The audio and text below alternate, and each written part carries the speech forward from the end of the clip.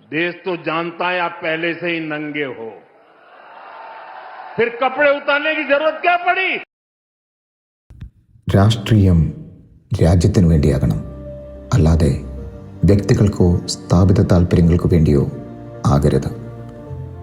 അത് കോൺഗ്രസ് പാർട്ടി ഇതുവരെ പഠിച്ചിട്ടില്ല എന്ന് തോന്നുന്നു. ഫെബ്രുവരി 16 ഡൽഹിയിൽ നടന്ന AI ഉച്ചകോടിയിൽ ഷർട്ടുരിഞ്ഞ് പ്രതിഷേധിച്ച അതേ പാർട്ടിയെക്കുറിച്ച് തന്നെയാണ് പറഞ്ഞു വരുന്നത്.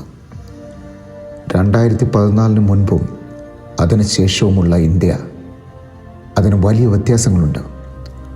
54 വർഷത്തോളം കോൺഗ്രസ് ഭരിച്ച ഇന്ത്യ അല്ല ഇന്നുള്ള ഇന്ത്യ. കാലാനുസൃതമായ മാറ്റങ്ങളല്ല, കാലത്തിന് അതീതമായ മാറ്റങ്ങളാണ് കഴിഞ്ഞ 11 വർഷങ്ങൾ കൊണ്ട് നരേന്ദ്രമോദി സർക്കാർ കൊണ്ടുവന്നത്. ഇന്ന് ലോക റാങ്കിങ്ങിൽ GDPയിൽ 4th, പർച്ചേസിംഗ് പവർ പാരിറ്റിയിൽ 3 സ്ഥാനങ്ങൾ ആണ് ഇന്ത്യക്ക്. അവിടെയാണ് നരേന്ദ്രമോദി ഗവൺമെൻറ് കൊണ്ടുവന്ന AI ഉച്ചകോടിയുടെ പ്രാധാന്യം.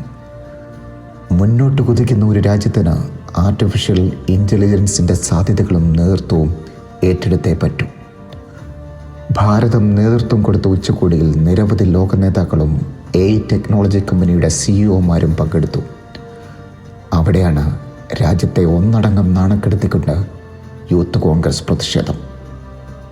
പ്രധാനമന്ത്രി പറഞ്ഞതാണ് ശരി, നിങ്ങൾ പണ്ടേ നഗ്നരാണ്, സ്വന്തം നഗ്നത തിരിച്ചറിയാത്തവർ.